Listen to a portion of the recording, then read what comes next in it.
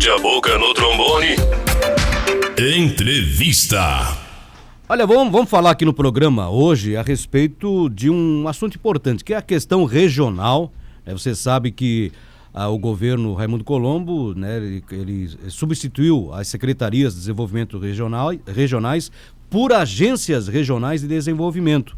E o Aquiles da Costa, né, foi esse primeiro agente, eu diria assim, na nossa região, fazendo esse contato entre a região e o governo do estado. E trazendo, claro, novas propostas, desenvolvendo novas ideias para a nossa região. O Aquiles, claro, que saiu do comando da agência em função de ser pré-candidato a prefeito no município de Penha, pelo PMDB, e é com Aquiles que nós vamos falar hoje aqui. Então, atenção toda a região e atenção também Penha, né? Aquiles, bom dia. Bom dia, Elias. Bom dia, Inalda. É uma alegria muito grande poder estar aqui no microfone da Rádio Menina. Um bom dia muito especial a todos que estão nos acompanhando aí. Aquiles, olha, quando a gente soube dessa alteração de Secretaria de Desenvolvimento Regional para Agência Regional, eu disse, vamos trocar 6 por meia dúzia, mas não foi bem assim não, né? Não, Elias, assim, o governador do estado teve uma decisão muito acertada quando ele resolveu transformar as antigas SDRs em ADRs, ou seja, de secretaria para agência. A grande sacada dessa transformação, dessa mudança, desse novo formato político-administrativo que é as regionais, é o fato de que, a partir de agora, as secretarias não são mais as secretarias executoras, e sim as agências que têm que fomentar o desenvolvimento da nossa região. Ou seja, é preciso promover o encontro das lideranças todas dos 9 municípios que compõem essa nossa macro-região, identificar quais são as prioridades, os anseios, as principais bandeiras a serem levantadas para poder desenvolver um plano de desenvolvimento regional que vai da base para cima, ou seja, não é uma receita pronta, e o mais bacana é que não é um plano de desenvolvimento de um governo ou de um partido, não se trata disso. É um plano de desenvolvimento discutido com a sociedade, com as pessoas que representam a sociedade, não só no poder legislativo e no executivo, mas sobretudo da sociedade civil organizada, através das associações todas, para poder fazer esse plano, dar a condição para que a região possa estar um passo à frente em relação a outras regiões, e que o estado de Santa Catarina possa estar um passo à frente em relação aos demais estados. Perfeito. O Aquiles também já tem esse espírito de integração regional por causa do Parla-Anfre também, né? Que reuniu os vereadores da nossa macro-região aqui, né? Exatamente. Em 2009 foi constituído o Parla-Anfre, que era o parlamento da macro-região da Foz do Rio Itajaí. Congregavam 11 municípios à época, 105 vereadores, hoje é mais, né? Naquela época o número era limitado de vereadores, era acho que 9 ou 11 vereadores por município. Enfim, isso nos deu uma visão ampla, mas essa passagem pela regional nos dá a condição, nos permite ter uma visão realmente macro, uma visão regional, que todo gestor, todo servidor público, todo gestor público que se propõe a estar à frente de um comando público precisa ter.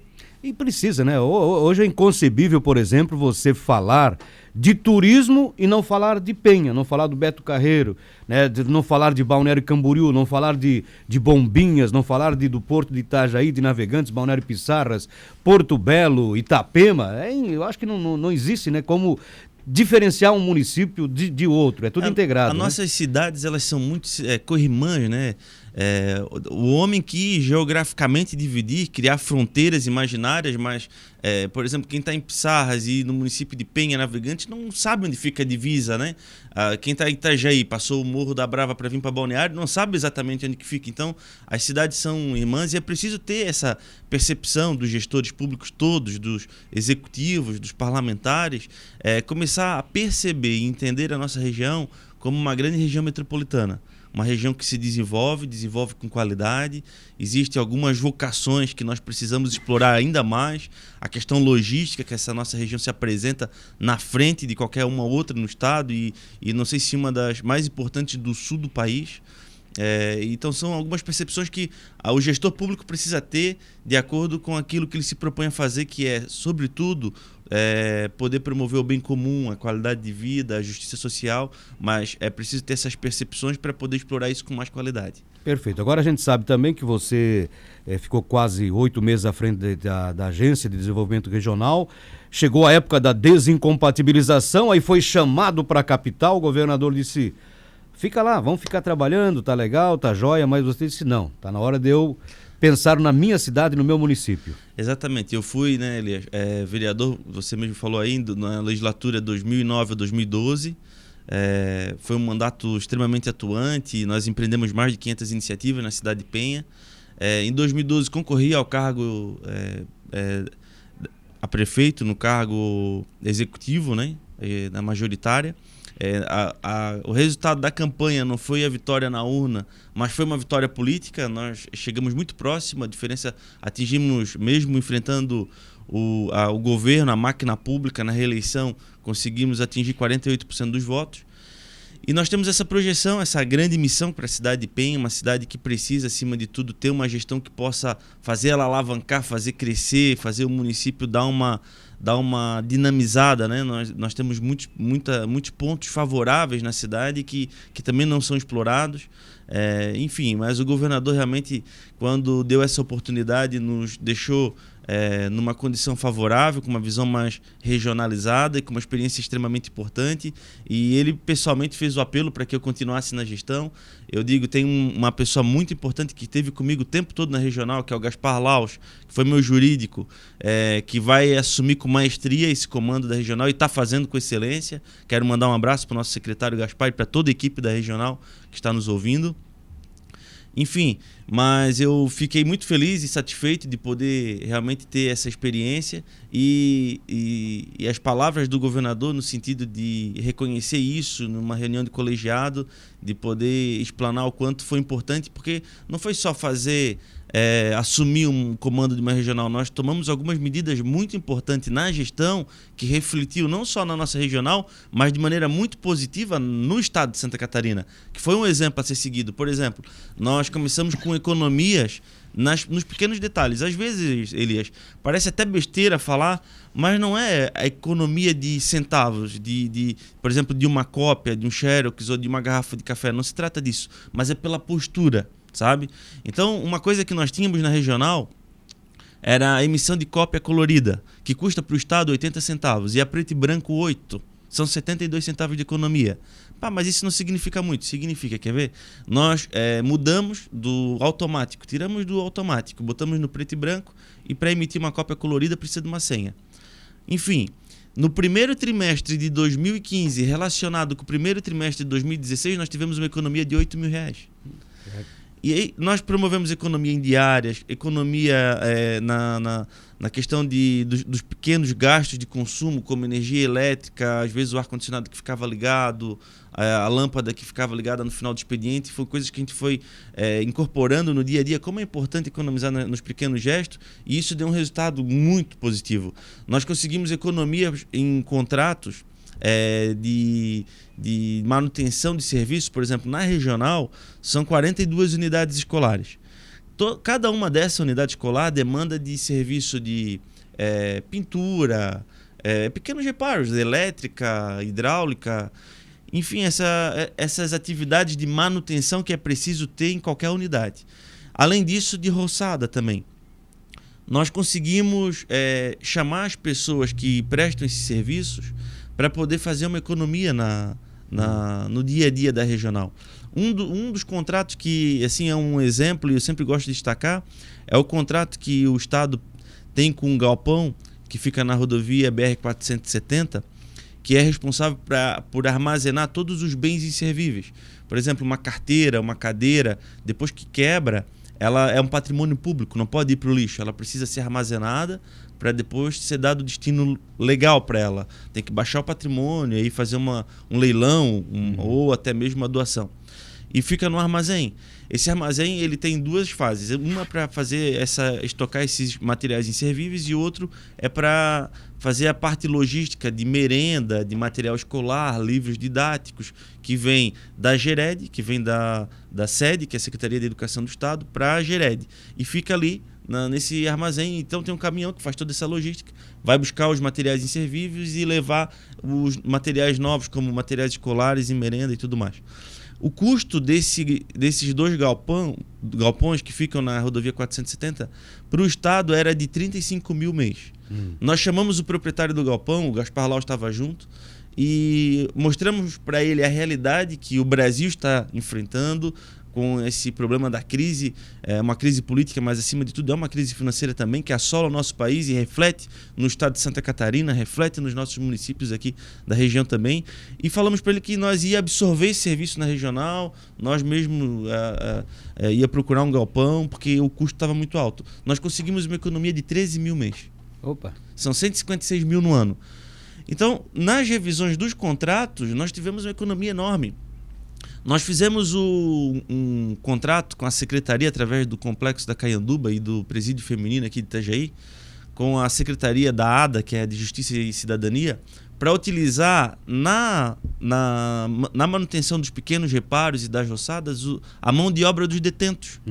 Porque os detentos, eles quando passam por um regime criterioso e conseguem ir para o regime semiaberto, depois de uma avaliação muito criteriosa, eles podem prestar o serviço, né, no regime semiaberto na sociedade lá fora. Então o Estado contrata essas pessoas por um salário mínimo, é uma maneira de ressocializar a pessoa, com porque certeza. A gente hoje pensa, a maioria das pessoas pensa o seguinte: o marginal foi preso e está resolvido o problema. Errado. Ele vai voltar um dia. Ele vai voltar um dia no que Brasil. Volte e já é reeducado, né? E quando ele voltar, eu faço uma reflexão com quem está nos ouvindo. Como é que vai estar o psicológico de alguém que foi preso e voltou para a sociedade quando encontrar conosco? Conosco e com os nossos filhos. Sim. Porque vai haver esse momento. Então é preciso ressocializar essas pessoas. Primeiro aspecto que o Estado ganha é aí. Eu acho que é uma maneira de ressocializar.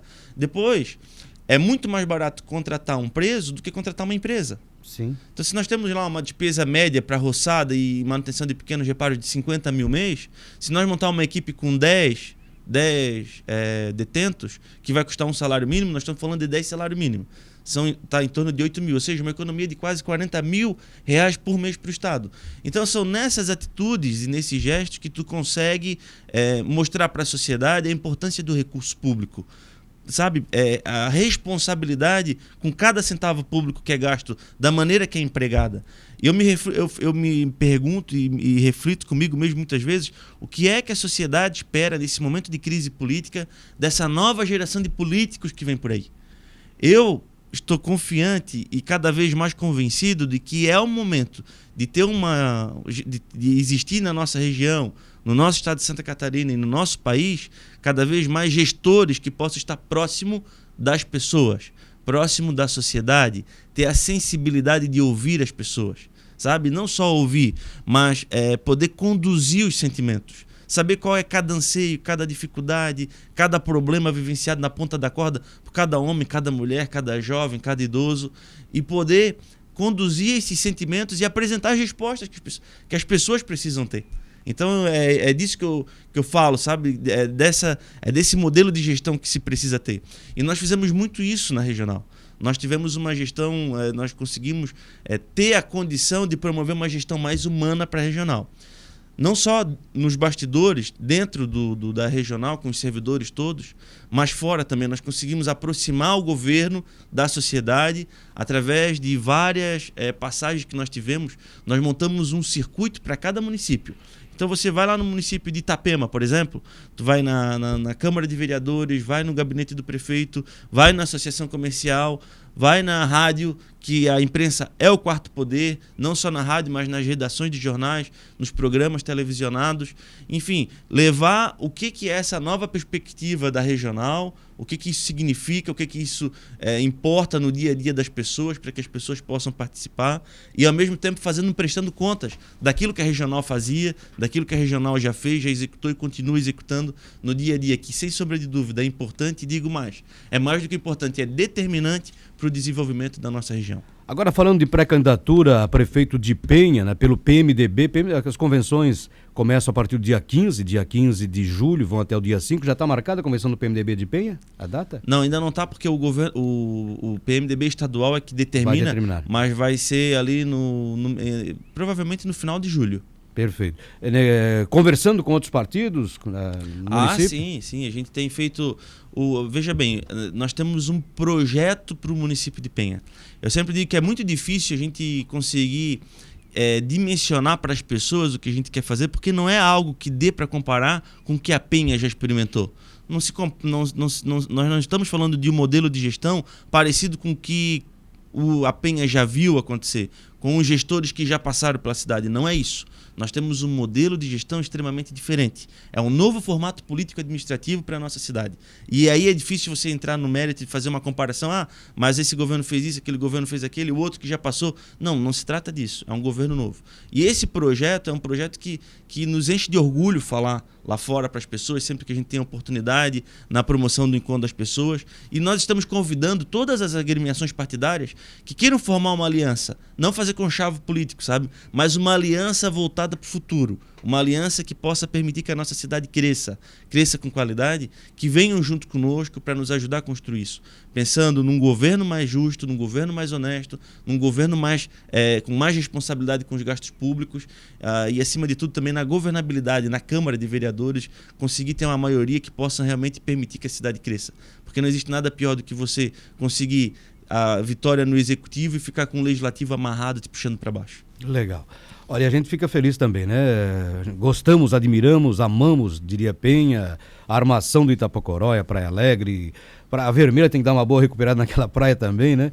E olha, e tem que tirar um pouquinho também essa questão de Penha, né? Porque a Penha, aparentemente, quando se fala em Penha, só se fala em Beto Carreiro. Quer dizer, a pessoa vem, os grupos vêm, se hospedam em Balneário Camboriú ou em hotéis aqui da região, vão pela Transbeto e voltam pela Transbeto, nem passam em Penha, né? Exatamente, Elias. É uma coisa que eu sempre faço, eu questiono isso com as pessoas, né? O Parque Beto Carreiro hoje, a Penha tem uma vocação, né? A vocação da cidade é o turismo, não se discute isso. Isso para mim é ponto pacífico. Nós temos 19 praias e 31 quilômetros de orla marítima. O maior empreendimento turístico do estado de Santa Catarina, do Brasil e um dos maiores do mundo, se chama Beto Carreiro World, está na cidade de Penha. Ou seja, o sonho do cowboy brasileiro, chamado JB World, nasceu no município de Penha. Nós temos uma rodovia Transbeto que dá acesso ao Parque Beto Carreiro, que por ela circulam para entrar no parque e sair do parque todos os anos 2.200.000 pessoas. Entram na cidade de Penha, vão ao Parque Beto Carreiro, saem da cidade de Penha e simplesmente não sabem que Penha existe. E quando vê o nome de Penha em algum lugar, imagina que Penha seja um bairro de Balneário Camboriú. Então, quer dizer, sabe, a gente percebe que as pessoas estão na cidade e o que precisa é ter uma forma de fazer com que as pessoas permaneçam na cidade. Para explorar a nossa rede hoteleira, a nossa rede gastronômica, fazer com que as pessoas possam conhecer um pouco da história da nossa cidade. Nós temos uma história muito bonita que precisa ser contada, sabe? Desde o século XVII, quando naquela época não existia transporte a motor, era pelo mar para que se vencia as grandes distâncias, a vela. E as 3 povoações mais antigas do estado de Santa Catarina, que é Laguna, Florianópolis, que era conhecida como Nossa Senhora do Desterro, e São Francisco do Sul, que na época era São Francisco, Nossa Senhora das Graças do Rio São Francisco, eram as 3 comunidades que existiam, mas entre São Francisco e Desterro, que é Florianópolis, uma distância muito longa, já se parava no município de Penha, lá naquela praia que hoje é conhecida como Praia do Trapiche. Por quê? Porque a Praia do Trapiche ela é uma bacia, é um porto natural, é uma defesa natural. Por isso ganhou o nome de Itapocorói, que no Tupi-Guarani significa muralha de pedra, que era um porto de defesa e acabou se tornando um ponto de apoio. Os navegantes que iam de Florianópolis a São Francisco paravam por ali, nesse circuito. E começou a criar um arraial, uma vila, que era a Vila de Armação do Itapocorói. E aí empreenderam uma armação baleeira, que era um empreendimento para captura da baleia. O óleo da baleia era o petróleo na época, e nós sediamos naquela época, no início do século XVIII, a maior armação baleeira do sul do Brasil. Isso as pessoas não sabem. Ou seja, a nossa igreja existe há 260 anos. a igrejinha de São João Batista, onde vai ter a festa de São João esse final de semana, uma festa maravilhosa. Inclusive, quero fazer aqui um convite para todos que estão nos ouvindo e acompanhando. Uma grandiosa festa de São João do bairro de Armação do Tapocorói, nesse final de semana, não percam. É feita com a base da pintura dela com óleo de baleia e existe há 260 anos. Naquela época, quando nós ainda éramos pertencentes à coroa de Portugal, Dom Pedro mandou um sino de ouro para colocar na igreja, e hoje esse sino de ouro está no Museu de Brusque, né? Quer dizer, é um sino que nós precisamos requerer para a Penha, mas precisamos ter um museu, precisamos ter uma fundação de cultura, precisamos contar essa história. São coisas que nós fica muito claro e nítido que falta na nossa cidade. Agora, existe uma grande lacuna, Elias, se tu me permite falar, de todos os gestores que passaram por ali, que não conseguiram entender e perceber também uma vocação que existe da BR-101 para fora. Quem circula na nossa região vai perceber que da entrada na Penha, lá na variante, que a gente chama popular variante, que dá acesso a Penha e Pissarras, do viaduto saindo sentido Itajaí até na divisa com o Navegante, que fica quase na 470, ali no posto Ponte Açu, nós temos 7 quilômetros de BR-101. Naquela margem é tudo fazenda. É tudo fazenda, são várias fazendas. Eu tenho a percepção, a minha formação é da área de logística e eu consigo ver isso de maneira muito clara. É uma cidade, a cidade de Penha, naquele trecho, naqueles 7 quilômetros, tem condições de propor um grande polo logístico, que pode se tornar o maior polo logístico do estado de Santa Catarina. Por quê? Porque a BR-101 te liga do sul ao norte do Brasil. A 470 que está do lado é responsável pelo escoamento de tudo que é produzido no oeste catarinense. E aí você tem do lado de casa um aeroporto internacional, o porto de Navegantes e o porto de Itajaí, que juntos, o ano passado, só perdeu para Santos em movimentação de carga. Ou seja, o complexo portuário do Rio Itajaí tem a segunda maior movimentação de carga do Brasil. Está do lado da nossa cidade. Nós ainda temos a condição de oferecer o porto de Itapuá e de São Francisco, que também é muito próximo ali de Penha. Ou seja, o grande centro logístico com várias opções para a área logística mesmo, enfim, fazer com que as empresas possam ter essa percepção e constituir ali uma região que possa produzir, que possa trazer cada vez mais mão de obra qualificada para a nossa cidade. Muitos colegas meus, amigos mesmo de escola que se formaram, que conseguiram chegar à faculdade e depois fazer até especializações, pós-graduação, mestrado, doutorado, hoje não moram na nossa cidade de Penha, moram nas cidades vizinhas ou até mesmo em cidades mais distantes, porque a nossa cidade não oferece mão de obra qualificada. E a nossa cidade precisa ter empresas também para poder incrementar a receita do município, né? Então você entra na 470 em Navegantes, olha quantas empresas. Na 101 em Pissarras, olha quantas empresas. E você vê que esses municípios estão crescendo, porque à medida que as empresas vão chegando na cidade, o imposto também chega no cofre municipal, contribuindo de maneira significativa para que o gestor possa retribuir tudo que é arrecadado em termos de impostos, em bem-estar, qualidade de vida, seja na saúde, educação e todas as áreas pertinentes da gestão pública. E é dessa maneira que você vai fazer a cidade crescer. Não é quando falar, vou gerar emprego e renda, nós não podemos confundir gerar emprego e renda com colocar 2.000 pessoas na prefeitura, né? Gastar mais do que 54% na folha do limite prudencial. Ou seja, se nós fizermos a mesma coisa, se nós fizermos sempre as mesmas coisas, nós vamos ter os mesmos resultados. Se nós tivermos uma gestão parecida com essa, que coloque 2.000 pessoas e que gaste 54% da receita na folha, nós vamos ter os mesmos resultados que nós estamos vendo. É preciso ter um choque de gestão, economizar, fechar algumas secretarias, não existe mágica, não existe varinha de condão, ninguém vai chegar lá e vai resolver todos os problemas também de um dia para o outro. Agora, se não houver uma medida capaz de prever e de promover uma gestão que enxergue na frente, não só nos 4 anos, mas para os próximos 40 anos, o crescimento e a cidade crescer com qualidade, nós vamos ficar sempre à mercê desse tipo de gestão que, lamentavelmente, deixa muito a desejar em vários aspectos.